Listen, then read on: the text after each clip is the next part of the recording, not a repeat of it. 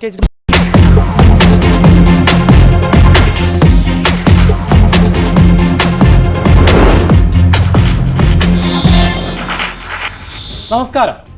2011 വരെ ദേശീയ രാഷ്ട്രീയത്തിൽ ഒരിക്കൽ പോലും കേട്ടിട്ടില്ലാത്ത പേര് പിന്നീട് ഇന്ത്യൻ രാഷ്ട്രീയത്തിൽ കാട്ടുതീ പോലെ പടർന്നു പിടിച്ചു.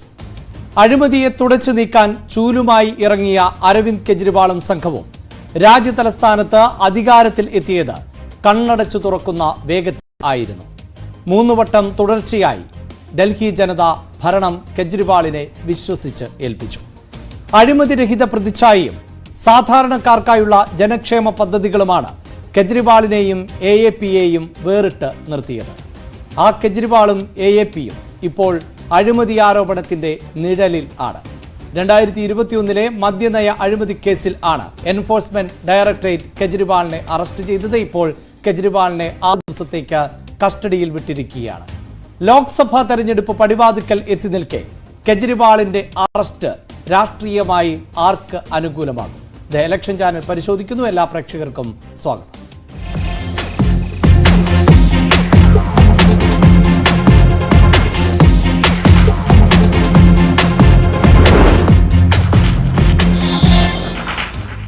ഇലക്ഷൻ ചാനലിൽ ഇന്ന് എന്നോടൊപ്പം ചേരുന്നത് പൊളിറ്റിക്കൽ ഡെസ്കിൽ നിന്നും ആർ കിരൺ ബാബു ആണ്. ഏത് പശ്ചാത്തലത്തിലാണ് അറസ്റ്റ്, അത് ഇന്ത്യൻ രാഷ്ട്രീയത്തിൽ എങ്ങനെ പ്രതിഫലിക്കും എന്നതടക്കമുള്ള കാര്യങ്ങളിലേക്ക് വരാം. അത് കിരൺ വിശദീകരിക്കുകയും ചെയ്യും. അതിനു മുമ്പ് ഏറ്റവും പുതിയ വിവരങ്ങൾ പ്രേക്ഷകരുമായി പങ്കുവെക്കുകയാണ്. ഇന്നലെ ഇലക്ഷൻ ചാനൽ ടെലികാസ്റ്റ് ചെയ്തുകൊണ്ടിരുന്ന സമയത്ത്, അതായത് 9 മണിക്ക് ശേഷം ആണ് അരവിന്ദ് കെജ്രിവാളിന്റെ അറസ്റ്റ് രേഖപ്പെടുത്തുന്ന സാഹചര്യം ഉണ്ടായത്. അതിനു മുമ്പ് 9 തവണ അരവിന്ദ് കെജ്രിവാളിന് സമൻസ് അയച്ചതാണ് എൻഫോഴ്സ്മെന്റ് ഡയറക്ടറേറ്റ്. മദ്യനയ അഴിമതി കേസിൽ ഹാജരാകണം എന്ന് ആവശ്യപ്പെട്ടുകൊണ്ടായിരുന്നു സമൻസ് അയച്ചത്. ആ സമൻസ് അയച്ചപ്പോഴെല്ലാം അരവിന്ദ് കെജ്രിവാൾ അതിനെ എതിർക്കുന്ന ഒരു സാഹചര്യം ഉണ്ടാകുന്നു. കോടതിയിൽ വെച്ച് കാണാം എന്ന നിലപാട് സ്വീകരിക്കുകയും ചെയ്യുന്നു. അങ്ങനെ ഹൈക്കോടതിയെ സമീപിച്ചുവെങ്കിലും അരവിന്ദ് കെജ്രിവാളിന് തിരിച്ചടിയാണ് ഹൈക്കോടതിയിൽ നിന്ന് നേരിട്ട്.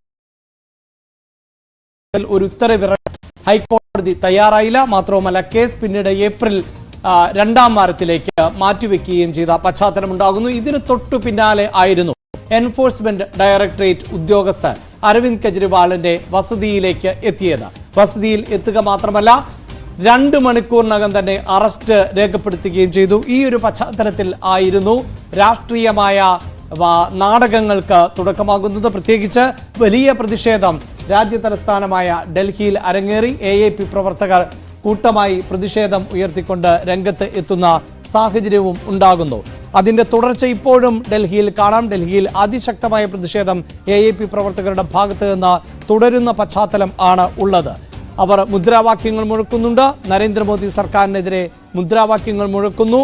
പ്രതിപക്ഷ പാർട്ടികളെ ഒന്നടങ്കം ഇല്ലായ്മ ചെയ്യാനാണ് പ്രധാനമന്ത്രി നരേന്ദ്രമോദി ശ്രമിക്കുന്നത് എന്ന ആക്ഷേപം ആണ് ഉയരുന്നത്. ഇന്ത്യ സഖ്യവും ഇത്തരത്തിലുള്ള പ്രതിഷേധ പ്രകടനങ്ങൾ അല്ലെങ്കിൽ പ്രതിഷേധം ഒറ്റക്കെട്ടായി തുടരുന്ന ഒരു സാഹചര്യം കൂടിയാണ് ഇപ്പോൾ ഉള്ളത്.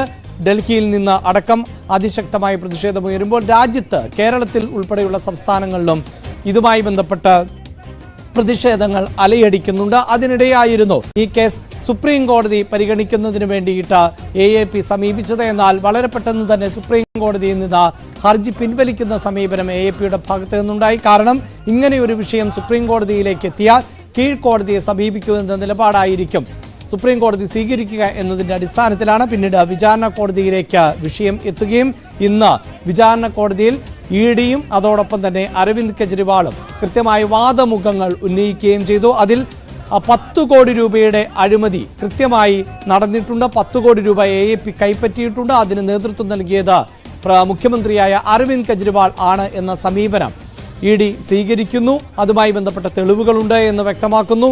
100 കോടിയുടെ അഴിമതിയാണ് നടന്നിട്ടുള്ളത്. 600 കോടി രൂപയുടെ നേട്ടം ഈ മദ്യനയ വിഷയത്തിൽ കമ്പനിക്കുണ്ടായി എന്നതുൾപ്പെടെയുള്ള ആരോപണങ്ങൾ ആണ് സാധൂകരിക്കുന്ന തരത്തിലുള്ള തെളിവുകളുണ്ട് എന്നാണ് കോടതിയിൽ ED വാദം ഉന്നയിച്ചത്. എന്നാൽ ഒരു തെളിവുകളും അരവിന്ദ് കെജ്രിവാളിനെതിരെ ഇല്ല.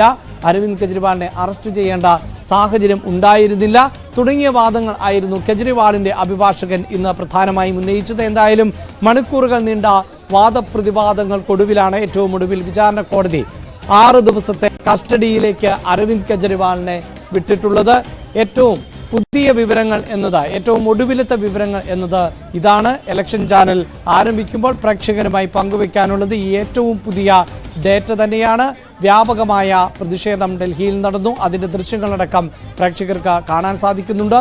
അതീവ സുരക്ഷയിൽ ആയിരുന്നു ഡൽഹി റോസ് അവന്യൂവിലെ കോടതിയിലേക്ക് അരവിന്ദ് കെജ്രിവാളിനെ എത്തിക്കുകയും ചെയ്തത്. അങ്ങനെ ശക്തമായ പ്രതിഷേധങ്ങൾ നടക്കുന്നതിനിടെ ആണ് കോടതി നടപടികൾ പൂർത്തിയായി ഇപ്പോൾ അരവിന്ദ് കെജ്രിവാളിനെ 6 ദിവസത്തേക്ക് കസ്റ്റഡിയിൽ വിട്ടിട്ടുള്ളത്. ഇനി അരവിന്ദ് കെജ്രിവാളിനെ വിശദമായി എൻഫോഴ്സ്മെന്റ് ഡയറക്ടറേറ്റിന് ചോദ്യം ചെയ്യാൻ പറ്റുന്ന സാഹചര്യമുണ്ട്. ഈ അഴിമതിയുമായി ബന്ധപ്പെട്ട് ഇതിനു മുമ്പ് അറസ്റ്റിലായിട്ടുള്ളവർ മനീഷ് സിസോദിയ ഉൾപ്പെടെ ഉള്ളവരുമായി ചേർന്ന് അല്ലെങ്കിൽ അവരെ കൂടി ചേർത്തിരുത്തിക്കൊണ്ടുള്ള ഒരു ചോദ്യം ചെയ്യലിലേക്കായിരിക്കും പോവുക. എന്തായാലും ഈ ഡേറ്റ ഞങ്ങൾ പ്രേക്ഷകരുമായി പങ്കുവച്ചത് ഇലക്ഷൻ ചാനലിലേക്ക് വിശദമായി കടക്കുന്നതിൻ്റെ മുന്നോടിയായിട്ടാണ്. കിരണിലേക്ക് പോവുകയാണ്. കിരൺ, നമുക്ക് പരിശോധിക്കേണ്ടത് ഈ അറസ്റ്റുമായി ബന്ധപ്പെട്ടുള്ള ഇപ്പോഴത്തെ സമകാലിക രാഷ്ട്രീയ സംഭവവികാസത്തെയാണ്. തുടക്കത്തിൽ സൂചിപ്പിച്ചു 2011 വരെ ആർക്കും അറിയാതിരുന്ന ഒരു വ്യക്തി വളരെ പെട്ടെന്ന് ദേശീയ രാഷ്ട്രീയത്തിൽ വലിയ നേതാവായി മാറുന്നു. 3 തവണയായി ഡൽഹി ഭരിക്കുന്നു. അഴിമതി മുക്തമായ ജനക്ഷേമകരമായ പ്രവർത്തനങ്ങൾ എന്നതാണല്ലോ AAPയുടെ മുഖമുദ്ര എന്നത്. അതിനെ തകർക്കുന്ന ഒന്നായി മാറുന്നുണ്ടോ ഈ ആരോപണവും ഈ അറസ്റ്റും?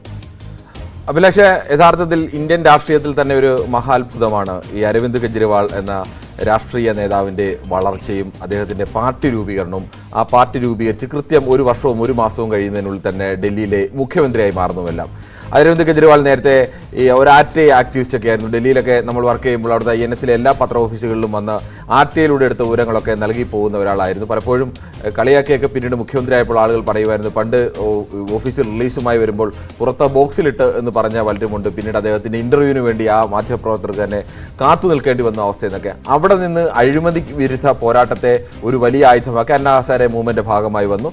അതിനുശേഷം ഡൽഹിയിലെ മറ്റ് രാഷ്ട്രീയ പാർട്ടികളെല്ലാം ഉയർത്തുന്ന മറ്റു പ്രധാനപ്പെട്ട വിഷയങ്ങളോ സൈദ്ധാന്തിക വിഷയങ്ങളോ എല്ലാം മാറ്റിവെച്ച് ഏറ്റവും സാധാരണക്കാരായ മനുഷ്യരുടെ വിഷയങ്ങൾ ഉയർത്തി ഡൽഹി രാഷ്ട്രീയത്തിലേക്ക് കടന്നു വരുന്നു. ആദ്യ തെരഞ്ഞെടുപ്പിൽ തന്നെ ഭൂരിപക്ഷം നേടിയില്ലെങ്കിലും ഒന്നാമത്തെ വലിയ കക്ഷിയാവുന്നു. കോൺഗ്രസിന്റെ പിന്തുണയോടുകൂടി 49 ദിവസത്തെ ഭരണത്തിലേക്ക് വരുന്നു. ആ ഭരണത്തിലേക്ക് വരുമ്പോൾ ജൻ ലോക്പാൽ ബില്ല് പാസ്സാക്കാൻ കഴിയുന്നില്ല, കോൺഗ്രസ് പിന്തുണ ലഭിക്കുന്നില്ല. അവിടെ നിന്ന് ആ സർക്കാർ രാജിവെക്കുന്നു. അതിനുശേഷം അവിടെ രാഷ്ട്രപതി ഭരണം വരുന്നു. പിന്നീട് 2015 നടക്കുന്ന തെരഞ്ഞെടുപ്പിൽ ഡൽഹിയിൽ 70 സീറ്റുകളിൽ 67 സീറ്റുകളും വിജയിച്ചുകൊണ്ട് കെജ്രിവാൾ അധികാരത്തിലേറുന്നു. അന്ന് അധികാരത്തിലെന്നപ്പോഴെല്ലാം ആളുകൾ പറഞ്ഞത്, അല്ലെങ്കിൽ മറ്റു പാർട്ടിയിലെ നേതാക്കളെല്ലാം പറഞ്ഞത്, കെജ്രിവാളൊക്കെ ഒരു താൽക്കാലിക പ്രതിഭാസമാണ്, ഈ പ്രതിഭാസത്തിനൊന്നും ശാശ്വതമായി നിൽക്കാൻ കഴിയില്ല. എങ്ങനെയാണ് ഇങ്ങനെ ജനങ്ങളെ സേവിച്ചുകൊണ്ട് കറണ്ട് ചാർജ് കുറച്ചുകൊണ്ട് വെള്ള ചാർജ് കുറച്ചുകൊണ്ട് ജനങ്ങൾക്ക് കൂടുതൽ സേവനം നൽകിക്കൊണ്ട് ഈ പറയുന്ന ഈ പോപ്പുലിസ്റ്റ് മുദ്രാവാക്യങ്ങളെല്ലാം നടപ്പാക്കിക്കൊണ്ട് ഒരു സർക്കാരിന് മുന്നോട്ട് പോകാൻ കഴിയുമെന്ന്. പക്ഷേ കെജ്രിവാൾ തൻ്റെ ആദ്യ 5 വർഷം തന്നെ അത് കാണിച്ചു കൊടുത്തു. ആ 2ാം തവണയും തെരഞ്ഞെടുപ്പിലേക്ക് മത്സരിക്കുമ്പോൾ 70-ൽ 62 സീറ്റുകളും നേടിക്കൊണ്ട് വീണ്ടും കെജ്രിവാൾ അവിടെ മുഖ്യമന്ത്രിയാവുന്നു. നമ്മൾ ഒരു കാര്യം ആലോചിക്കണം, ഈ കഴിഞ്ഞ 3 ലോക്സഭാ തെരഞ്ഞെടുപ്പിലും ഡൽഹിയിലെ 7 സീറ്റുകളിൽ 7 BJP വിജയിക്കുമ്പോഴാണ് നിയമസഭാ സീറ്റുകളിലേക്ക് വരുമ്പോൾ കെജ്രിവാളിന് വലിയ വിജയം ഉണ്ടാകുന്നത്. അതുകൊണ്ട് തന്നെയാണ് ഈ കെജ്രിവാളിന്റെ അറസ്റ്റ് ഇപ്പോൾ ഈ തെരഞ്ഞെടുപ്പിന്റെ അവസാന നിമിഷത്തിൽ എന്താണ് കെജ്രിവാളിനെ പോലെ ഒരു നേതാവിനെ അറസ്റ്റ് ചെയ്യുന്നത്, അതിന് പിന്നിൽ എന്താണ് അജണ്ട, അത് നമുക്ക് പരിശോധിക്കാം. തീർച്ചയായും അതാണ് ഏറ്റവും പ്രധാനപ്പെട്ടത്. നമുക്കറിയാം, കോൺഗ്രസിന്റെ പരാതിയെ തുടർന്നാണ് ഈ വിഷയം ഉയർന്നു വരുന്നത്. അജയ് മാക്കൻ ആണ് ഇത്തരത്തിലൊരു അഴിമതിയുമായി ബന്ധപ്പെട്ട വിഷയം ഉയർത്തിക്കൊണ്ടുവന്നത്. ഇതിന്റെ ഭാഗമായി തന്നെ ഉപമുഖ്യമന്ത്രി ഉൾപ്പെടെയുള്ളവർ അറസ്റ്റിലാവുകയും ചെയ്യുന്നു.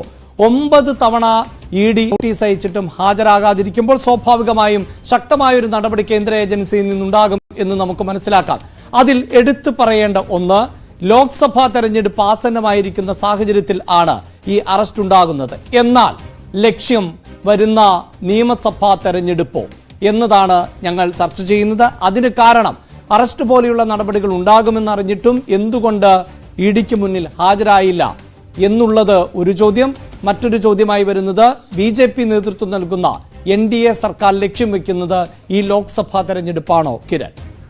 അഭിലാഷ്, അതുതന്നെയാണ് ഏറ്റവും പ്രധാനം. സാധാരണഗതിയിൽ ആർക്കും സംശയം തോന്നുകയാണ്, ഈ ലോക്സഭാ തെരഞ്ഞെടുപ്പിന്റെ പടിവാതിക്കൽ നിൽക്കുമ്പോൾ ഇങ്ങനെ ഒരു ഇന്ത്യ മുന്നണിയുടെ തന്നെ ഏറ്റവും പ്രധാനപ്പെട്ട ഒരു നേതാവ്. ഒരു തരത്തിൽ പറഞ്ഞാൽ രാഹുൽ ഗാന്ധി കഴിഞ്ഞാലോ അല്ലെങ്കിൽ രാഹുൽ ഗാന്ധിക്കൊപ്പമോ അല്ലെങ്കിൽ അതിന് മേലോ ഒക്കെ ഇന്ത്യയിലെ ഏത് സംസ്ഥാനത്ത് ചെന്നാലും ആളെ കൂട്ടാൻ കഴിയുന്ന ഏറ്റവും പ്രധാനപ്പെട്ട ഒരു താരപ്രചാരകൻ കൂടിയാണ് കെജ്രിവാൾ. കെജ്രിവാളിന്റെ പാർട്ടിക്ക് അങ്ങനെ വലിയ സ്വാധീനം എല്ലാ സംസ്ഥാനത്തൊന്നും ഉണ്ടാവണമെന്നില്ല. പക്ഷേ അപ്പോഴും ആലോചിക്കണം, ഇന്ത്യയിൽ നിലവിൽ കോൺഗ്രസോ BJPയോ കഴിഞ്ഞാൽ മറ്റേതെങ്കിലും ഒരു പാർട്ടി 2 സംസ്ഥാനത്ത് ഭരിക്കുന്നുണ്ടെങ്കിൽ അത് അരവിന്ദ് കെജ്രിവാൾ നയിക്കുന്ന ആം ആദ്മി പാർട്ടി മാത്രമാണ്. ഡൽഹിയിലും പഞ്ചാബിലും ആം ആദ്മി പാർട്ടിയുടെ ഭരണമാണ്. ആം ആദ്മി പാർട്ടി 2 ഭരിക്കുന്നു മാത്രമല്ല ഒറ്റയ്ക്ക് ഭരണത്തിൽ 2 സംസ്ഥാനത്തുണ്ട് എന്നത് നിലവിലെ സാഹചര്യത്തിൽ വളരെ പ്രധാനമാണ്. ഈ ഡൽഹിയുടെ ചരിത്രം ലോക്സഭാ തെരഞ്ഞെടുപ്പിന്റെയും നിയമസഭാ തെരഞ്ഞെടുപ്പിന്റെയും ചരിത്രം കൂടി നോക്കിയാൽ നമുക്കത് വളരെ കൃത്യമായി മനസ്സിലാവും. 2ാമത്തെ കാർഡിലും 3ാമത്തെ കാർഡിലും അത് വളരെ വ്യക്തമായി തന്നെ പറയുന്നുണ്ട്. കഴിഞ്ഞ 3 ലോക്സഭാ തെരഞ്ഞെടുപ്പുകൾ, 2019 ലോക്സഭാ തെരഞ്ഞെടുപ്പ്, 2014 ലോക്സഭാ തെരഞ്ഞെടുപ്പ്, 2004 ലോക്സഭാ തെരഞ്ഞെടുപ്പ്, ഈ 14 ലോക്സഭാ തെരഞ്ഞെടുപ്പ്, ഈ തെരഞ്ഞെടുപ്പുകളിലെല്ലാം തന്നെ അവിടെ BJP 7 സീറ്റും നേടിയാണ് വിജയിക്കുന്നത്. ശരി, നമുക്ക് ആ ഗ്രാഫിക്കൽ റെപ്രസെന്റേഷനോട് കൂടി തന്നെ പ്രേക്ഷകരുമായി പങ്കുവച്ചാൽ കുറച്ചുകൂടി എളുപ്പത്തിൽ മനസ്സിലാക്കാൻ സാധിക്കും. അതായത് ഡൽഹിയിലെ ഒരു പൊതു സമീപനം, ഡൽഹി ജനതയുടെ ഒരു പൊതു സമീപനം കഴിഞ്ഞ 3 ടേമായി നിയമസഭയിൽ AAP, അതായത് സംസ്ഥാനത്തിന്റെ ഭരണം സാങ്കേതികമായി നമുക്ക് കേന്ദ്രഭരണ പ്രദേശമാണ് എങ്കിൽ പോലും സംസ്ഥാനത്തിൻ്റെതായ നിയമ സംവിധാനമുണ്ട്. അവിടെ ആ ഭരണം AAP ഏൽപ്പിക്കുകയും എന്നാൽ ലോക്സഭയിലേക്ക് എത്തുമ്പോൾ ലോക്സഭ, അതായത് ഇന്ത്യ BJP ഭരിക്കട്ടെ അല്ലെങ്കിൽ NDA ഭരിക്കട്ടെ എന്ന നിലപാടാണ് അവിടുത്തെ ജനങ്ങൾ സ്വീകരിക്കുന്നത്. ഇനി അടുത്ത ഡേറ്റ പരിശോധിക്കുമ്പോഴാണ് AAPയുടെ സ്വാധീനം എത്രത്തോളം ശക്തമായിരുന്നു എന്ന് മനസ്സിലാക്കുക. അവിടെയാണ് കിരൺ സൂചിപ്പിച്ച 2015-ലെയും 2020-ലെയും നിയമസഭാ തെരഞ്ഞെടുപ്പിൽ എത്രത്തോളം ശക്തമായാണ് AAP നിലകൊള്ളുന്നത്. 2014-ലും 2019-ലും അതേസമയം AAP ലോക്സഭാ തെരഞ്ഞെടുപ്പിൽ നിലം തൊടിക്കാത്ത ജനങ്ങൾ കൂടിയാണ് ഡൽഹിയിലേത് എന്നത് പ്രധാനമാകുന്നത്. കിരൺ, അഭിലാഷ്, അത് തന്നെയാണ് ഏറ്റവും പ്രധാനം. ഡൽഹിയെ സംബന്ധിച്ച് ഡൽഹി ചിന്തിക്കുന്നത് നിയമസഭയിലേക്ക് ഡൽഹി ഭരിക്കേണ്ടത് അരവിന്ദ് കെജ്രിവാളാണ്. പക്ഷേ ഡൽഹിയെ സംബന്ധിച്ച് കൂടുതൽ രാഷ്ട്രീയ വോട്ടുകളും എല്ലാം ഉള്ളത് അത് BJPക്കാണ്. BJPയാണ് കഴിഞ്ഞ 3 തവണയായി അവിടുത്തെ 7 ലോക്സഭാ സീറ്റുകളും ജയിക്കുന്നത്. അതിനു മുമ്പ് കോൺഗ്രസിനായിരുന്നു. ഡൽഹിയുടെ ഒരു പൊതു സ്വഭാവം അങ്ങനെയാണ്, കേന്ദ്രം ആര് ഭരിക്കുന്നു അവർക്ക് ലോക്സഭാ സീറ്റുകൾ നൽകുക എന്നുള്ള രീതിയാണ്. പക്ഷേ നിയമസഭയിലേക്ക് വരുമ്പോൾ ഈ ഡൽഹിയിലെ ലോക്സഭാ തെരഞ്ഞെടുപ്പ് പാറ്റേണെ വർക്ക് ചെയ്യുന്നില്ല എന്ന് മാത്രമല്ല, ചെറിയ ഭൂരിപക്ഷത്തിനൊന്നുമല്ല അവിടെ ആം ആദ്മി പാർട്ടി വിജയിച്ചുകൊണ്ടിരിക്കുന്നത്. ആം ആദ്മി പാർട്ടിയുടെ കഴിഞ്ഞ 2 നിയമസഭാ തെരഞ്ഞെടുപ്പ് കണക്ക് നോക്കിയാൽ രണ്ടും 50% മേളിലാണ്. 2015-ൽ 54.3% വോട്ട് വാങ്ങിയാണ് ആം ആദ്മി പാർട്ടി 70-ൽ 67 സീറ്റുകൾ നേടുന്നത്. അത് 2020-ൽ എത്തുമ്പോഴേക്കും ആം ആദ്മി പാർട്ടി 53.57%. അവർക്ക് വോട്ട് കുറഞ്ഞില്ല എന്ന് മാത്രമല്ല, 5 വർഷം കഴിയുമ്പോൾ സ്വാഭാവികമായി ഏത് സർക്കാരിനും ഉണ്ടാകാവുന്ന അല്ലെങ്കിൽ വലിയ പ്രതീക്ഷ നൽകി വന്ന ഒരു സർക്കാരിന് സ്വാഭാവികമാണ് ഉണ്ടാകുന്ന ആ പ്രതീക്ഷ നഷ്ടമൊക്കെ ഉണ്ടാകും. പക്ഷേ ഡൽഹിയിലെ ജനങ്ങൾ പൂർണ്ണമായും BJP കേന്ദ്രം ഭരിക്കുന്നു, ലോക്സഭയിലേക്ക് പൂർണ്ണമായും BJPക്ക് വോട്ട് ചെയ്യുന്നു, കോൺഗ്രസ് പാടെ തകർന്നു പോകുന്നു. പക്ഷേ നിയമസഭാ തെരഞ്ഞെടുപ്പ് വരുമ്പോൾ ഞങ്ങളുടെ ചോയ്സ് അത് ആം ആദ്മി പാർട്ടിയാണ് തെളിയിച്ചുകൊണ്ട് 70 സീറ്റുകൾ ഉണ്ടെങ്കിൽ അതിൽ 62 സീറ്റും, ഈ 62 സീറ്റിന്റെ കണക്കൊക്കെ പരിശോധിച്ചാണ് ഏറ്റവും നമുക്ക് അത്ഭുതം തോന്നിയ ഒരു കണക്കൊക്കെ വരുന്നത്. ഈ 62 സീറ്റുകളിൽ 10-ൽ താഴെ സീറ്റുകളിൽ മാത്രമാണ് ആകെ 50% കുറവ് വോട്ട് നേടി ഒരാൾ വിജയിച്ചിരിക്കുന്നത്.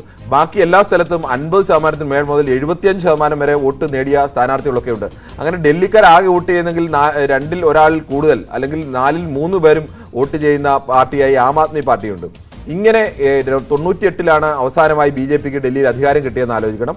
അതിനുശേഷം 15 വർഷം ഷീലാ ദീക്ഷിതിന്റെ നേതൃത്വത്തിലുള്ള കോൺഗ്രസിന്റെ ഭരണമായിരുന്നു. ആ കോൺഗ്രസിന്റെ ഭരണകാലത്താണ് ആദ്യം ആം ആദ്മി പാർട്ടി വലിയൊരു മൂവ്മെന്റായി വരുന്നു. അണ്ണാ ഹസാരയുടെ മൂവ്മെന്റ് തുടർച്ചയായി അരവിന്ദ് കെജ്രിവാൾ പാർട്ടി രൂപീകരിക്കുന്നു. ഈ മനീഷ് സിസോദിയ അടക്കമുള്ള പ്രധാനപ്പെട്ട നേതാക്കളും എല്ലാം ഉണ്ടായിരുന്നു. അന്ന് കിരൺ ബേദിയൊക്കെ ഇവരുടെ കൂടെ ഉണ്ടായിരുന്നു. പക്ഷേ പിന്നീട് അവർ BJPയുടെ സ്ഥാനാർത്ഥിയായി വന്ന് അരവിന്ദ് കെജ്രിവാളിനെ എതിർക്കാൻ നിൽക്കുന്നു. പക്ഷേ അവരാരും വന്ന് എതിർക്കുമ്പോഴും അരവിന്ദ് കെജ്രിവാളിനും ആം ആദ്മി പാർട്ടിക്കും പൂർണ്ണമായ വിശ്വാസം ഡൽഹി ജനങ്ങൾ നൽകി. അതിന് ചില രാഷ്ട്രീയമായ കാരണങ്ങൾ കൂടിയുണ്ട്. ഡൽഹിയെ സംബന്ധിച്ച് ഡൽഹിയിലെ സർക്കാർ ഓഫീസുകളിലെ ഒരു വലിയ അഴിമതി, പോലീസിന്റെ വലിയ പീഡനം, അങ്ങനെ സാധാരണ ജനത്തിന് ഒരു സർക്കാർ ഓഫീസിൽ കേരളത്തെ പോലെയല്ല, കയറി ചെല്ലാൻ പോലും മുന്നിൽ നിൽക്കുന്ന ശിവായിക്ക് മുതൽ ഏറ്റവും മുകളിൽ നിൽക്കുന്ന ആളിന് വരെ നിരന്തരം കൈക്കൂലി കൊടുക്കേണ്ട അവസ്ഥ. അവരുടെ മുന്നിലെല്ലാം നമ്മളിങ്ങനെ ഒരു സാധാരണ അടിമയെ പോലെ വന്ന് നിൽക്കേണ്ട ഒരവസ്ഥ, കാശ് കൊടുത്താൽ മാത്രം കാര്യം നടക്കുന്ന ഒരവസ്ഥ. അവിടെ നിന്നെല്ലാം മാറി ഏറ്റവും സാധാരണക്കാരനായ പൗരന് അവകാശങ്ങളുണ്ട്, അവന് ധൈര്യം. ഉദാഹരണം പറഞ്ഞാൽ ആം ആദ്മി വന്നപ്പോൾ ഉണ്ടായ ഒരു മാറ്റം, ഡൽഹിയിലെ ഓട്ടോറിക്ഷക്കാർ കൃത്യമായ തുക മാത്രമേ വാങ്ങുന്നുള്ളൂ, മീറ്ററിൽ കാണുന്ന തുക മാത്രമേ അവർ യാത്രക്കാരിൽ വാങ്ങുന്നുണ്ടായിരുന്നു. അവരതിന് പറഞ്ഞൊരു കാരണമുണ്ട്, ഞങ്ങൾക്കിപ്പോൾ പോലീസിന് കൈക്കൂലി കൊടുക്കേണ്ടി വരുന്നില്ല, കൈക്കൂലി ചോദിച്ചാൽ ഞങ്ങൾ കൊടുക്കില്ല, അവരെല്ലാവരും ഒരുമിച്ച് നിന്ന് ചെറുക്കുന്ന ഒരു അവസ്ഥയിലേക്ക്. ആ ഒരു ധൈര്യം ഏറ്റവും സാധാരണക്കാരനായ മനുഷ്യന് നൽകിയത് ആം ആദ്മി പാർട്ടിയും കെജ്രിവാളും ഒക്കെയായിരുന്നു. ആ ഒരു പിന്തുണയാണ് അവർ നൽകിക്കൊണ്ടിരിക്കുന്നത്. എന്തായാലും ജലത്തിനും വൈദ്യുതിക്കുമൊന്നും അമിതമായ തുക നൽകേണ്ടി വരുന്നില്ല. സാധാരണക്കാരായ ആളുകൾക്ക് 1 രൂപ പോലും നൽകാതെ അവർക്ക് ജീവിതം മുന്നോട്ട് കൊണ്ടുപോകാൻ പറ്റുന്നു. സ്ത്രീകൾ ആയിട്ടുള്ളവർക്ക് സൗജന്യമായ യാത്ര, അങ്ങനെ താഴെ തട്ടിൽ നിന്ന് അഴിമതി തുടച്ചു നീക്കുന്ന ഒരു സാഹചര്യം അത് ഉദ്യോഗസ്ഥ തലത്തിലേക്ക് വരെ എത്തിച്ചു എന്ന് പറയുമ്പോൾ അതാണ് അടുത്തതായി ഞങ്ങൾ പറയുന്നത്. അതായത് അഴിമതി വിരുദ്ധമായ ഒരു ഡൽഹിയെ കെട്ടിപ്പടുക്കാൻ അരവിന്ദ് കെജ്രിവാളിന് സാധിച്ചിട്ടുണ്ട് എന്നത് വസ്തുതയാണ്. അതേ കെജ്രിവാളിനെ അഴിമതി കേസിൽ കൊടുക്കുമ്പോൾ അത് ഡൽഹി ജനതയ്ക്ക് എത്രത്തോളം ചർച്ചയിലേക്ക് വരുന്ന, അവരെ സ്വാധീനിക്കാൻ സാധ്യതയുള്ള ഒരു ടോപ്പിക്കാണോ ഇത് കിരൺ? സ്വാഭാവികമായും അഭിലാഷ്, ചിലപ്പോൾ ചില സമയങ്ങളിലൊക്കെ ഈ രാഷ്ട്രീയ പാർട്ടികളുടെ കണക്കൂട്ടലുകളൊക്കെ സാധാരണ ജനങ്ങൾ തെറ്റിക്കാറുണ്ട്. ഡൽഹിയിലൊക്കെ പണ്ട് പെൺകുട്ടിയെ രാത്രി ബസ്സിൽ ബലാത്സംഗം ചെയ്തതുമായി ബന്ധപ്പെട്ടുണ്ടായ സമരമൊക്കെ അങ്ങനെയാണ്. പെട്ടെന്ന് അങ്ങനെ ഡൽഹിയിലെ ചെറുപ്പക്കാർ, ഒരിക്കലും ഒരു സമരത്തിലും പങ്കെടുത്തിട്ടില്ലാത്ത ചെറുപ്പക്കാരൊക്കെ ഇങ്ങനെ കൂട്ടത്തോടെ വന്നു നിന്ന് ഡൽഹിയിലെ രാജ്പഥിൽ തന്നെ വന്നു നിന്നുകൊണ്ട് അവിടെ സമരം ചെയ്യുക, അല്ലെങ്കിൽ വലിയ ജനക്കൂട്ടം ഒരു തരത്തിലും നിയന്ത്രിക്കാൻ കഴിയാത്ത രീതിയിലേക്ക് ചെറുപ്പക്കാർ ആവേശത്തോടു കൂടി ഓഫീസ് വിട്ടൊക്കെയാണ്, IT-ക്കാർ വരെയാണ് വന്ന് ചെറുപ്പക്കാർ സമരം ചെയ്യുന്നത്, വിദ്യാർത്ഥികൾ മാത്രമല്ല. അങ്ങനെ എല്ലാ തുറയിലുള്ള ആളുകൾ, സാധാ തൊഴിലാളികൾ അവർക്കൊപ്പം ചേരുന്നു. അങ്ങനെ അത്തരം ഒരു സമരമൊന്നും അന്ന് ഒരിക്കലും UP-യെ കണ്ടിരുന്നില്ല. UP-യുടെ ആകെ പതനത്തിനും കോൺഗ്രസിന്റെ ആകെ പതനത്തിനും ഒക്കെ വഴിതെളിച്ചതാണ്.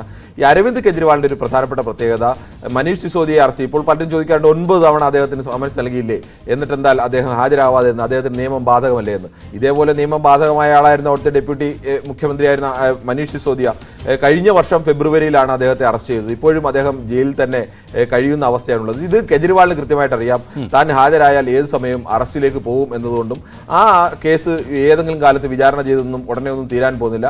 കെജ്രിവാൾ അകത്തായി കഴിഞ്ഞാലുള്ള ഏറ്റവും പ്രധാനപ്പെട്ട പ്രത്യേകത, ആം ആദ്മി പാർട്ടി എന്നുള്ളത് കെജ്രിവാൾ എന്ന് പറയുന്ന ഒരൊറ്റ നേതാവിനെ മാത്രം ആശ്രയിച്ചു നിൽക്കുന്ന ഒരു പാർട്ടിയാണ്. ആ വ്യക്തി അകത്ത് പോയി കഴിഞ്ഞാൽ സ്വാഭാവികമായി ഈ ലോക്സഭാ തെരഞ്ഞെടുപ്പിലടക്കം അകത്ത് നിന്ന് ഭരിക്കും എന്നൊക്കെ പറയുന്നത് എത്രത്തോളം പ്രായോഗികമാണെന്നുള്ള വലിയ ചോദ്യങ്ങളൊക്കെ ഉണ്ട്. ഇനി അതിന് ഈ ഒരുപാട് ആളുകളെ കാണണം, ഒരുപാട് വിഷയങ്ങൾ, ഒരു മുഖ്യമന്ത്രിയെ സംബന്ധിച്ച് ഒരു ദിവസം മിനിമം 50-100 വിഷയങ്ങളിലെങ്കിലും സ്വന്തമായി തീരുമാനങ്ങൾ എടുക്കേണ്ടി വരും. ഇതിനെല്ലാം തീരുമാനമെടുക്കണമെങ്കിൽ പലപ്പോഴും അദ്ദേഹത്തിന് സ്വന്തം നിലയ്ക്ക് തീരുമാനമെടുക്കാൻ പറ്റത്തില്ല. പല ആളുകളുമായി ബന്ധപ്പെടേണ്ടി വരും, അവരുമായി സംസാരിച്ചും വിഷയങ്ങൾ ചർച്ച ചെയ്തും ഒക്കെ തീരുമാനമെടുക്കാൻ കഴിയും. ആ തരത്തിലേക്ക് ഡൽഹി ഭരണം കൊണ്ടുപോകാൻ കഴിയുമോ എന്നുള്ള വലിയ ആശങ്ക. ഇത് തെരഞ്ഞെടുപ്പ് വരികയാണ്. ഈ തെരഞ്ഞെടുപ്പിൽ ഡൽഹിയിൽ വലിയ പ്രത്യേകത, കോൺഗ്രസും ആം ആദ്മി പാർട്ടിയും ഇതുവരെ ഉണ്ടായിരുന്ന എല്ലാ എതിർപ്പുകളും, ഈ കേസ് പോലും കോൺഗ്രസ് ആണ് പരാതി നൽകിയെന്ന് ആലോചിക്കണം, ആ എതിർപ്പെല്ലാം മാറ്റിവെച്ച് ഒരുമിച്ച് നിൽക്കുകയാണ്. അങ്ങനെ ഒരു സാഹചര്യം വന്നാൽ ലോക്സഭാ തെരഞ്ഞെടുപ്പിലടക്കം ചിലപ്പോൾ തിരിച്ചടി നേരിടാൻ സാധ്യതയുണ്ട്. അത് ഒരു ഘടകം BJPക്ക്. അതിനുശേഷം ഈ ജനുവരിയിലാണ്, 2024 ജനുവരിയിലാണ് അവിടെ നിയമസഭാ തെരഞ്ഞെടുപ്പ് നടക്കേണ്ടത്. കെജ്രിവാളാണ് മുന്നിൽ നയിക്കുന്നതെങ്കിൽ കെജ്രിവാളിന്റെ പ്രതിച്ഛായയെ തകർക്കുക. അദ്ദേഹത്തിന്റെ ഏറ്റവും വലിയ പ്രതിച്ഛായ എന്താണ്? അഴിമതി വിരുദ്ധ പോരാളി എന്ന പ്രതിച്ഛായ. ആ പ്രതിച്ഛായ തകർക്കാതെ അദ്ദേഹത്തെയോ ആം ആദ്മി പാർട്ടിയോ തകർക്കാൻ കഴിയില്ല.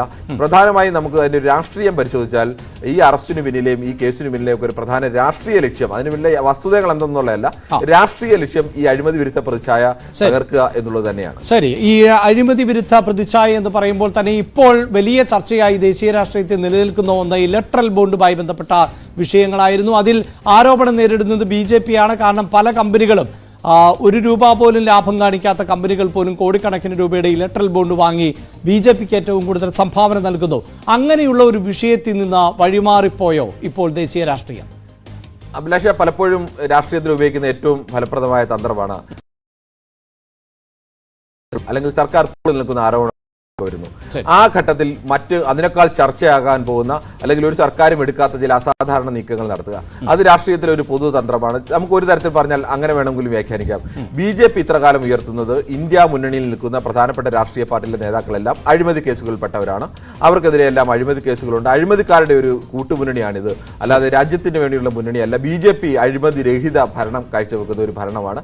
അതുകൊണ്ട് തന്നെ ആ ഒരു പ്രതിച്ഛായ BJPയും നരേന്ദ്രമോദിയും പ്രത്യേകിച്ച് രാജ്യത്തിന്റെ സേവകനാണ് എന്ന മട്ടിലൊക്കെ അദ്ദേഹം ആ ഒരു പ്രതിച്ഛായയിലാണ് നിൽക്കുന്നത്. അത് വിശ്വസിക്കുന്ന ഒരുപാട് ജനങ്ങൾ ഉണ്ട് താനും. അങ്ങനെ BJPയുടെ വളരെ പ്ലസ് പോയിന്റും അത് തന്നെയാണ്. ആ സമയത്താണ് സുപ്രീം കോടതിയിൽ നിന്ന് വലിയ തിരിച്ചടി വരുന്നത്. ഇലക്ട്രൽ ബോണ്ട് വിഷയം വരുന്നു. സ്വാഭാവികമായും സാധാരണക്കാരായ മനുഷ്യർക്കടക്കം സംശയം തോന്നും, എന്തിനാണ് ഇങ്ങനെ രഹസ്യമായി ആളുകളിൽ നിന്ന് പാർട്ടി പണം വാങ്ങുന്നത്, എന്താണ് ആരുടെ കയ്യിൽ നിന്ന് പണം വാങ്ങിയെന്ന് വെളിപ്പെടുത്തിയാൽ എന്താണ് കുഴപ്പം? ആ ഇലക്ട്രൽ ബോണ്ട് വിഷയം വരുന്നു. ഇലക്ട്രൽ ബോണ്ടിലേക്ക് പണം നൽകിയ പലതും വൻകിട കമ്പനികളാണ്. ഈ കമ്പനികളൊക്കെ ഏറ്റവും കൂടുതൽ പണം നൽകിയത് BJPക്കാണ്. സ്വാഭാവികമായും അതിന്റെ നേട്ടം അവർ ഉണ്ടാക്കി കാണില്ല എന്നൊക്കെ ചെയ്യും. ഈ മദ്യ നയ കേസുമായി ബന്ധപ്പെട്ടായാലും ഈ അതിലെ മാപ്പുസാക്ഷിയായി മാറിയ പി ശരത്ചന്ദ്ര റെഡ്ഡി, ഈ പി ശരത്ചന്ദ്ര റെഡ്ഡി BJPക്ക് ബോണ്ട് നൽകിയിട്ടുണ്ട്. അതായത് 5 കോടി രൂപയോളമുള്ള ബോണ്ട് അദ്ദേഹം ഇലക്ട്രൽ ബോണ്ട് എടുത്തിട്ടുണ്ട്. അത് BJPക്കാണ് നൽകിയത്. അത് നൽകിയ സമയം തന്നെ വളരെ പ്രത്യേകതയുള്ളതാണ്. അദ്ദേഹത്തിനെതിരെ കേസ് 5 ദിവസം കഴിയുമ്പോഴാണ് ഈ ഇലക്ട്രൽ ബോണ്ട് അദ്ദേഹത്തിന്റെ കമ്പനി BJPക്ക് നൽകുന്നത്. അപ്പോൾ അദ്ദേഹം എങ്ങനെ മാപ്പുസാക്ഷിയായി എന്നതിനെ സംബന്ധിച്ചൊന്നും നമുക്കിപ്പോൾ പറയാൻ കഴിയില്ല. പക്ഷെ ഒരു സംശയത്തിന്റെ എലമെന്റ് അവിടെ ഉണ്ട്. അദ്ദേഹത്തിനെ അറസ്റ്റ് ചെയ്യുന്നു, അദ്ദേഹം മാപ്പുസാക്ഷിയാവുന്നു. 5 ദിവസത്തിനുള്ളിൽ അദ്ദേഹത്തിന്റെ കമ്പനി ഇലക്ട്രൽ ബോണ്ട് എടുക്കുന്നു. ഇലക്ട്രൽ ബോണ്ട് BJPക്ക് നൽകുന്നു. 5 കോടിയോളം രൂപ BJPക്ക് നൽകുന്നു. എന്തായാലും ആ കണക്കുകളടക്കം പുറത്തു വന്ന ഘട്ടത്തിലാണ് അത്യസാധാരണമായ ഒരു നീക്കം നടത്തുന്നത്. അരവിന്ദ് കെജ്രിവാളിനെ അറസ്റ്റ് ചെയ്യുക. സ്വാഭാവികമായും ഇന്ത്യയിൽ നിന്ന് എല്ലാ മാധ്യമങ്ങളും ചർച്ച ഇലക്ട്രൽ ബോണ്ട് എന്നുള്ള വിഷയത്തിൽ നിന്ന് മാറി പൂർണ്ണമായും അരവിന്ദ് കെജ്രിവാളിലേക്ക് വരുന്നു. ഇനിയിപ്പോൾ 6 ദിവസത്തേക്ക് കസ്റ്റഡിയിലാണെങ്കിൽ സ്വാഭാവികമായും ഈ 6 ദിവസവും ഈ ചർച്ചയിലൊക്കെ തന്നെയാവും നിൽക്കുക. അപ്പോഴത്തേക്കും ഏകദേശം ഇലക്ട്രൽ ബോണ്ടിൽ നിന്ന് മറികടക്കാനുള്ള ഒരു തന്ത്രത്തിലേക്ക് അല്ലെങ്കിൽ മറ്റു വിഷയത്തിലേക്കൊക്കെ, ഏത് വിഷയമായാലും അങ്ങനെയാണ്, ആ കത്തി വരുന്ന സമയത്ത് അണച്ചു കഴിഞ്ഞാൽ പിന്നീട് അത് ഒരു പരിധിക്കപ്പുറം കത്തിച്ചെടുക്കുക എന്ന് പറഞ്ഞാൽ അതിന് അസാധാരണമായ അധ്വാനമൊക്കെ പ്രതിപക്ഷ പാർട്ടികളുടെ ഭാഗത്ത് നിന്ന് വേണ്ടി വരും. പക്ഷേ പ്രതിപക്ഷത്തിനും അതൊക്കെ കഴിയാത്ത അവസ്ഥയുണ്ട്. കോൺഗ്രസ് അടക്കമുള്ള പ്രധാനപ്പെട്ട പാർട്ടികളൊക്കെയും ഏറിയും കുറഞ്ഞുമൊക്കെ ഈ ഇലക്ട്രൽ ബോണ്ടിന്റെ ഇതിൽ പങ്കുപറ്റിയിട്ടുണ്ട്. അതുകൊണ്ട് തന്നെ അവർക്ക് ഇത് ഒരു പരിധിക്കപ്പുറം എടുക്കുന്നതിന് പരിമിതിയും ഉണ്ട്. എന്തായാലും അതോടൊപ്പം തന്നെ ഇപ്പോൾ കോൺഗ്രസിനെ കുറിച്ച് പറയുമ്പോൾ കോൺഗ്രസ് നേതൃത്വം നൽകുന്ന ഒരു ഇന്ത്യ മുന്നണി മറുഭാഗത്തുണ്ട് എന്നതാണ്. ഇന്ത്യ മുന്നണിയാണ് NDA സർക്കാരിന് എതിരെ അല്ലെങ്കിൽ NDAക്കെതിരെ തെരഞ്ഞെടുപ്പിൽ പോരാട്ടത്തിന് ഇറങ്ങുന്നത്. ഇപ്പോൾ തന്നെ അരവിന്ദ് കെജ്രിവാൾ 6 ദിവസത്തെ കസ്റ്റഡിയിലേക്ക് എന്ന് പറയുമ്പോൾ AAPയുടെ മുഖമാണ് ലോക്സഭാ തെരഞ്ഞെടുപ്പിൽ AAPയുടെ പ്രചരണത്തിന് നേതൃത്വം നൽകേണ്ട ഒരു വ്യക്തിയാണ് ഇപ്പോൾ കസ്റ്റഡിയിലായിട്ടുള്ളത്. യഥാർത്ഥത്തിൽ ഈ അറസ്റ്റ് ഇന്ത്യ മുന്നണിക്ക് ഇന്ധനമാവുകയാണോ, അവരെ തളർത്തുകയാണോ ചെയ്യാൻ സാധ്യത? കിരൺ, ഇത് പ്രധാനമായും 2 തരത്തിലാണ്. ഒന്ന്, ദോഷപരമായി ബാധിക്കുന്നത് അരവിന്ദ് കെജ്രിവാൾ എന്ന് പറഞ്ഞാൽ നമുക്ക് ഏത് തരത്തിൽ ചിന്തിച്ചാലും ഏത് രാഷ്ട്രീയ എതിരാളി നോക്കിയാലും ഇന്ത്യയിൽ ഇന്ന് എല്ലാ പാർട്ടികളിലും ഉള്ളതിൽ അഴിമതി വിരുദ്ധ പ്രതിച്ഛായ ഏറ്റവും കൂടുതൽ ഉള്ള, അല്ലെങ്കിൽ അങ്ങനെ 2-3 നേതാക്കളെ വേണമെങ്കിൽ മറ്റു പാർട്ടികളുടെ വിശ്വാസത്തിനൊക്കെ എടുത്ത് അങ്ങനെ കണ്ടാൽ പോലും അതിൽ ഏറ്റവും മുൻപന്തിയിൽ നിർത്താൻ കഴിയുന്ന ഒരാളാണ് അരവിന്ദ് കെജ്രിവാൾ. കെജ്രിവാളിനുള്ള ഒരു പ്രധാനപ്പെട്ട പ്രത്യേകത അദ്ദേഹത്തിന്റെ പാർട്ടിയുടെ ശക്തിയല്ല, അതിനപ്പുറത്തേക്ക് അദ്ദേഹത്തിനൊരു ദേശീയ തലത്തിലൊരു വലിയ പ്രതിച്ഛായയുണ്ട്. സ്വാഭാവികമായും അദ്ദേഹത്തിന്റെ ഏത് സംസ്ഥാനത്ത് തെരഞ്ഞെടുപ്പ് പ്രചരണത്തിന് വന്നാലും അദ്ദേഹം പിന്തുണയ്ക്കുന്ന ഒരു മുന്നണി എന്ന് പറയുമ്പോൾ അരാഷ്ട്രീയമായി ചിന്തിക്കുന്ന ഒരു എല്ലാ രാഷ്ട്രീയ പാർട്ടിയോടും വെറുപ്പോടെ അല്ലെങ്കിൽ രാഷ്ട്രീയ പാർട്ടികളിലെ കള്ളന്മാരാണ് എന്നൊക്കെ കാണുന്ന ഒരു വിഭാഗം ജനങ്ങൾ എന്തായാലും എല്ലാ നാട്ടിലുണ്ട്. ആ ജനങ്ങൾക്കടക്കം വിശ്വാസമുള്ള ഒരാളാണ് കെജ്രിവാൾ. കെജ്രിവാളിന്റെ ഈ അഴിമതി വിരുദ്ധ പ്രതിച്ഛായ തന്നെ ഒരു വ്യാജ പ്രതിച്ഛായയാണെന്ന് എന്നൊരു തോന്നൽ വന്നു കഴിഞ്ഞാൽ സ്വാഭാവികമായും അത് കുറയും. അത് ഇന്ത്യ മുന്നണിക്ക് തിരിച്ചടിയാണ്. പക്ഷേ ഇന്ത്യ മുന്നണിയെ സംബന്ധിച്ച് ചിലപ്പോൾ ഇത് വലിയ ഇന്ധനമായി മാറാൻ സാധ്യതയുണ്ട്. കാരണം ഇന്ത്യ മുന്നണിയിലെ പ്രധാനപ്പെട്ട നേതാക്കൾക്കെതിരെയെല്ലാം പ്രധാന പാർട്ടികൾക്കെതിരെയെല്ലാം തന്നെ ഈ എൻഫോഴ്സ്മെന്റ് ഡയറക്ടറേറ്റിന്റെ അന്വേഷണമുണ്ട്. വിവിധ കേന്ദ്ര ഏജൻസികളിലെ അന്വേഷണം നടക്കുന്നുണ്ട്. ഈ കേന്ദ്ര ഏജൻസികൾ ഉപയോഗിച്ചുകൊണ്ടാണ് കോൺഗ്രസിൽ നിന്നുള്ള BJP പറഞ്ഞാൽ അവരുടെയൊക്കെ കേസുകൾ ഇല്ലാതെയാവുന്നു. അല്ലെങ്കിൽ BJP വിരുദ്ധരായി നിൽക്കുന്ന എല്ലാ പ്രധാനപ്പെട്ട പ്രാദേശിക പാർട്ടികളുടെയും നേതാക്കൾക്കെതിരെ, ആം ആദ്മി പാർട്ടി ഇപ്പോൾ പ്രാദേശിക പാർട്ടിയല്ല, ദേശീയ പദവിയുള്ള പാർട്ടിയാണ്, പക്ഷേ മറ്റു പാർട്ടികളുടെ എല്ലാ നേതാക്കൾക്കെതിരെ കേസ് വരുന്നു. ഈ അന്വേഷണ ഏജൻസികളെ ഉപയോഗിച്ചുകൊണ്ട് പ്രതിപക്ഷ നേതാക്കളെ കുടുക്കുകയാണ്, അല്ലെങ്കിൽ ഇന്ത്യൻ ജനാധിപത്യത്തെ അട്ടിമറിക്കുകയാണ് എന്ന മട്ടിലുള്ള പ്രചരണത്തിലേക്ക് സ്വാഭാവികമായും ഇന്ത്യ മുന്നണി വരാൻ സാധ്യതയുണ്ട്. അതിന്റെ കണക്കുകളെ കൂടി നമുക്ക് പിന്നീട് പരിശോധിക്കാം. അങ്ങനെ കണക്കുകൾ കൂടി പരിശോധിച്ചാൽ ഡേറ്റകളിലേക്ക് വളരെ പെട്ടെന്ന് പോകാം. അതായത് ED വിഴുങ്ങുമോ ഇന്ത്യയെ എന്നാണ്, ഇന്ത്യ മുന്നണിക്ക് വെല്ലുവിളിയാകുമോ? അടുത്ത ഗ്രാഫിക്സിൽ അത് വ്യക്തമാകുന്നതാണ്. അതായത് 124 കേസുകൾ ആണ് ആകെ ഈ കാലഘട്ടത്തിൽ എടുത്തിട്ടുള്ളത് എങ്കിൽ അതിൽ 118 കേസുകളും പ്രതിപക്ഷ പാർട്ടിയിൽപ്പെട്ടവർ ആണ് ഇതിൽ ഉൾപ്പെട്ടിട്ടുള്ളത് എന്നതാണല്ലോ കിരൺ. അതാണ് അഭിലാഷ് ഏറ്റവും പ്രസക്തമാകുന്നൊരു വിഷയം. എൻഫോഴ്സ്മെന്റ് ഡയറക്ടറേറ്റിനെ പ്രധാനമായും BJPയും കേന്ദ്ര സർക്കാരും പറയുന്നത് ഞങ്ങൾ ആർക്കെതിരെയുള്ള അന്വേഷണത്തിനും തടസ്സമില്ല, ഇതുവരെ നേതാക്കൾക്കെതിരെയുള്ള അന്വേഷണത്തിന് തടസ്സമുണ്ടായിരുന്നു, പക്ഷേ ആർക്കെതിരെ ആയാലും അഴിമതി കാണിച്ചാൽ അവർ മുഖ്യമന്ത്രി ആയാലും അവരെ അകത്തിടും പിടിച്ച് അത്തരത്തിലൊരു ഇമേജാണ് നൽകുന്നത്. പക്ഷേ കണക്കുകൾ നൽകുന്നത് മറ്റൊരു ചിത്രമാണ്. ഈ 124 കേസുകൾ ആണ്, 124 നേതാക്കൾക്കെതിരെയാണ് കഴിഞ്ഞ 2014 മുതൽ ഈ 24 വരെയുള്ള 22 അവസാനം വരെയുള്ള കണക്കുകളാണ് ഇപ്പോൾ ലഭ്യമായിട്ടുള്ളത്. ആ കണക്കുകളുടെ അടിസ്ഥാനത്തിൽ കേസ് എടുത്തിട്ടുള്ളത്. ഇങ്ങനെ കേസെടുത്തതിൽ 118 പേരും പ്രതിപക്ഷ മുന്നണിയിലെ നേതാക്കൾക്കെതിരെയാണ്.